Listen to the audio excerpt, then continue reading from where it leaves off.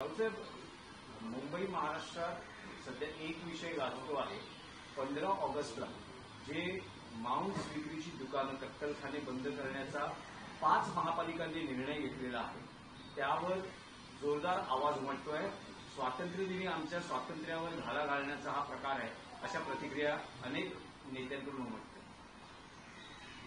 देवेंद्र फडणवीस यांनी महाराष्ट्राला, हे छत्रपती शिवाजी महाराजांच्या महाराष्ट्राला, मर्द मराठ्यांच्या महाराष्ट्राला शाकाहारी राज्य म्हणून घोषित केलंय का? कुणाच्या दबावाखाली? मुंबईसारख्या शहरामध्ये, पुण्यासारख्या शहरामध्ये,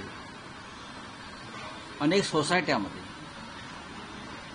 डोंबिवलीसारख्या शहरात सुद्धा मांस मच्छी खाणाऱ्यांना प्रवेश दिला जात नाही, घर विकलं जात नाही. याच्यावर संघर्ष सुरूच आहे. आता 15 ऑगस्ट स्वातंत्र्य दिनी महानगरपालिका फतवा काढते आणि त्या दिवशी मांस मच्छी विक्रीवरती बंदी आणते.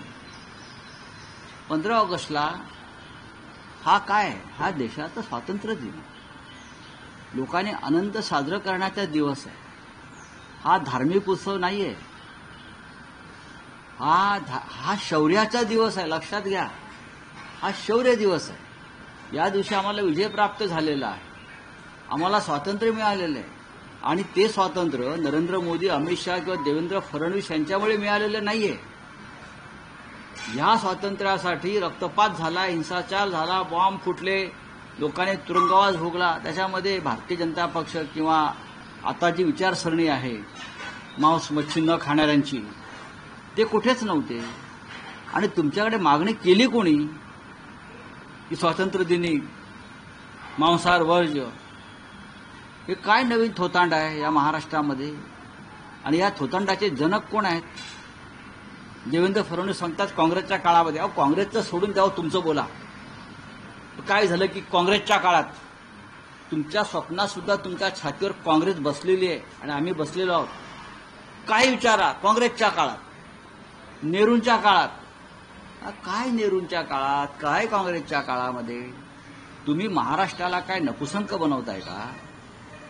छत्रपती शिवाजी महाराज युद्धावर गेले, ते काय वरण भात तूप खाऊन त्यांचे मावळे लढत होते का?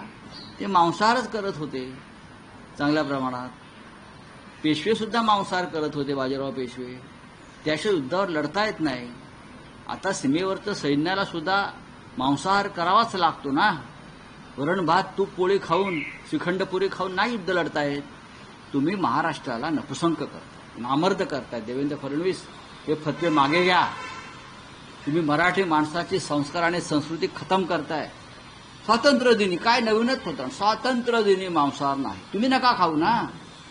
बरं, तुम्ही लपून खाताय ना सगळे. आपण सगळे लपून खातात. मग लोकांवरती ही बंदी का लागताय?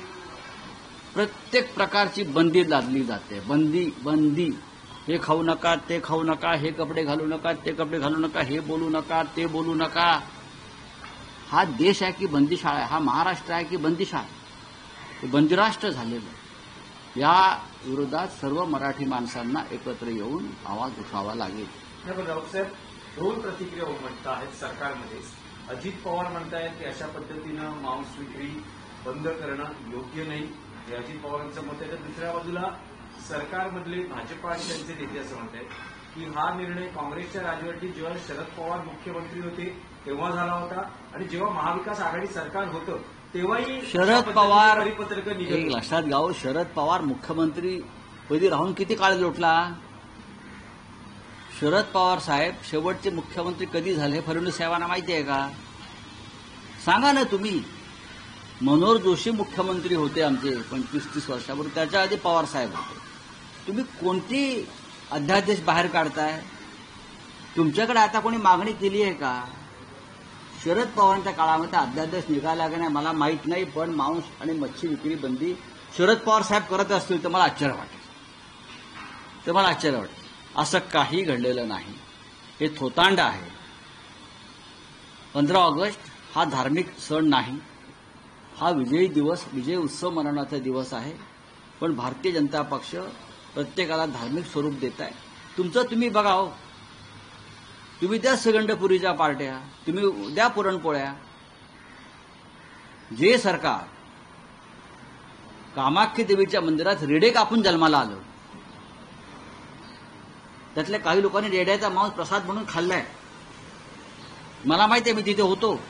नंतर जे सरकार फडणवीसांचं गुवाहाटीला रेडे कापून, बकरे कोंबड्या कापून, बदकं कापून तिथे, हे मी जबाबदारीनं बोलतोय, त्या सरकारला मांस मच्छीचा तिटकारा यावा याचं मला आश्चर्य वाटतंय.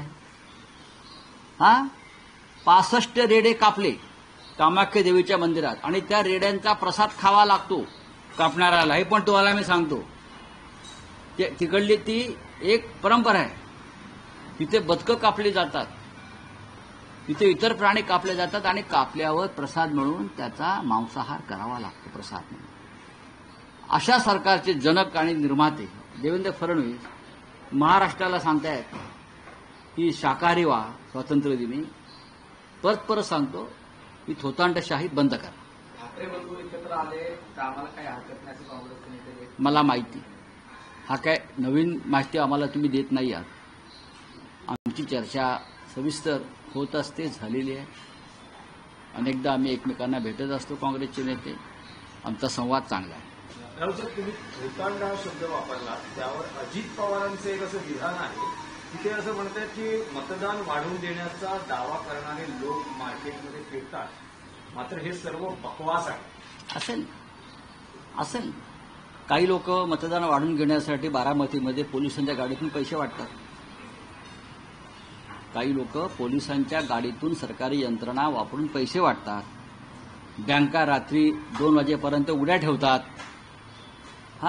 मग ती निवडणूक साखर कारखान्याची असो, लोकसभेची असो, विधानसभेची असो. आणि काही लोक अशा प्रकारे चर्चा करतात. सगळ्यात बकवास आहे लोकशाहीमध्ये, आणि सगळ्यात जास्त बकवास हे बारामतीत चालले सध्या. बोला, काय उत्तर आहे? राऊतसाहेब, आणखी एक आहे की सरकारमधली धुसफूस ही यानं त्या कारणाने बाहेर येत असते. काल मंत्रिमंडळाची बैठक होती, पालकमंत्री पदाबाबतीत जे काही सध्या सुरू आहे. काल बैठकीला एकनाथ शिंदे उपस्थित नव्हते आणि भारत गोगावले दिल्लीच्या माझी जी पक्की माहिती आहे त्यानुसार दिल्लीतून मुख्यमंत्री देवेंद्र फडणवीस यांना सूचना दिलेल्या आहेत. या कटकटी होतच राहणार आहेत. एकनाथ शिंदे आणि त्यांच्या लोकांना फार गांभीर्याने घ्यायची गरज नाही. दुर्लक्ष करा आणि तुम्ही तुमच्या पद्धतीनं राज्य चालवा, अशा प्रकारच्या सूचना देवेंद्र फडणवीस यांना दिल्लीतल्या वरिष्ठांकडून पक्क्या सूचना. जसं मी तुम्हाला काल सांगितलं की मिस्टर एकनाथ शिंदे अमित शहाना भेटून पालकमंत्री पदाबाबत रड्डाणं गात होते, तो गृहमंत्री म्हणाले की देशाच्या गृहमंत्री पालकमंत्री ठरवत नाही. हा मुख्यमंत्र्यांचा अधिकार आहे. पालकमंत्री पदासाठी देशाच्या गृहमंत्री आदेश काढत नाही. तर तुम्ही हा विषय महाराष्ट्रातच सांगतो. आणि सीएम साहेबांना आमचं सांगितलेलं आहे, दुर्लक्ष करा, फार गांभीर्याने घेऊ नका, बघू पुढे काय करायचं. यातला एकही शब्द खोटा नाही. धनंजय मुंडे 5 महिने झाले. ते ठीक आहे. हा प्रशासकीय एक विषय असा आहे की भले तो विषय कबुतरांचा जरी असला, आज हायकोर्ट त्यावर काही सुनावणी आहे, वातावरण तापलेलं आहे. जैन समाज आक्रमक आहे, अगदी हिंसेची भाषा केली जाते. करू द्या. तशात आज मराठी एकीकरण समिती मला माहित नाही. बघा, आज तुम्ही सामना चालवले 5ला असेल, त्याच विषयावर आम्ही आमची भूमिका स्पष्ट मांडली. माणसं जगवायची की कबूतर, कुत्री, मांजरं जगवायची, हा विचार भूतदयावाल्यांनी केला पाहिजे. या महाराष्ट्रात 700 आत्महत्या शेतकऱ्यांच्या 3 महिन्यात होतात. रेबीजमुळे आणि कुत्रा चावल्यामुळे वर्षाला 2 लाखावर माणसं बाधित होतात, मरण पावतात. तर कोणाकडे लक्ष देणं गरजेचं आहे? माणसांकडे. बाकी हे श्रीमंतांचे खेळ आहेत सगळे. चला एकच विषय आहे, राऊत राठवांसाठी एकच विषय आहे. मराठा मोर्चामध्ये मुख्यमंत्री देवेंद्र फडणवीस यांनी कट रचल्याचा आरोप जरांगे पाटील करतात. मात्र आंदोलनात ते ठाणे मुंबईत येण्यात आले. ते ठीक आहे ना, हा लोकशाहीने त्यांना दिलेला अधिकार आहे आणि मराठा समाज त्यांच्या हक्कासाठी लढतो आहे आणि आम्ही सगळे त्यांच्या पाठीशी कायम राहिलो. मुंबईत त्यांना धडक द्यावी लागते आणि कोणती आश्वासनं या समाजाला दिलेली देवेंद्र फडणवीस पाळत नाही. उलट त्या संघटनेमध्ये फूट पाडण्याचा प्रयत्न करतात सत्तेच्या माध्यमातून. याच्यामुळे जरांगे पाटील यांना जर संताप आला असेल तर तो योग्य आहे. चला राऊत एकच आहे की बाळासाहेब ठाकरेंनी ज्या व्यंगचित्र साप्ताहिकातून आपली परखड भूमिका मतं मांडली, त्या मार्मिकचा आज वर्धापन दिन साजरा होतोय. त्याविषयी काय सांगाल? आज कार्यक्रमही होतोय वर्धापन दिनानिमित्त. तुमच्या समोर जे संजय राऊत उभे आहेत ते त्या मार्मिकचं प्रोडक्ट आहे, उत्पादन आहे. आम्ही सगळे मार्मिक स्कूलचे विद्यार्थी आहोत. बाळासाहेब ठाकरेंनी आम्हाला आधी मार्मिकच्या शाळेमध्ये घातलं, मार्मिकमध्ये आम्हाला कामाला लावलं आणि त्या मार्मिकच्या प्रशिक्षण शाळेतून आम्ही सगळे बाहेर आलो आणि इथपर्यंत पोहोचलो. मार्मिक व्यंगचित्र साप्ताहिकानं त्या काळामध्ये राज्यकर्त्यांची झोप उडवली, मराठी माणसाला जागं केलं. मराठी माणसाच्या चळवळीची निर्मिती जर कोणी केली असेल तर ती मार्मिक व्यंगचित्र साप्ताहिकाने केली. मार्मिकमधून शिवसेना जन्माला आली, लक्षात घ्या. मार्मिकमधून शिवसेना जन्माला आली आणि मार्मिकमधून हिंदुहृदय सम्राट बाळासाहेब ठाकरे निर्माण झाले. त्याच्यामुळे त्या मार्मिकचं महाराष्ट्रावर आणि समस्त मराठी माणसावर ऋण आहे आणि त्या मार्मिकचा वर्धापन दिन आहे. आम्ही सगळे त्या वर्धापन दिनाला उपस्थित राहणार आहोत. फोक ॲख्यान नावाचा एक जबरदस्त सांस्कृतिक कार्यक्रम आज तिथे आम्ही लोकांसाठी दाखवणार आहोत. उद्धवजी येणार आहेत, स्वतःच माननीय पक्षप्रमुख उद्धव ठाकरे उपस्थित आहोत, आम्ही आहोत. पण मार्मिक हा एक इतिहास आहे आणि तो इतिहास ज्वलंत आहे. चलिए, थैंक यू. बोलिए, क्या है आपको? इलेक्शन कमीशन को मिलेगी राहुल गांधी और अरे हो गया, पुराना हो गया वो बात. चलिए.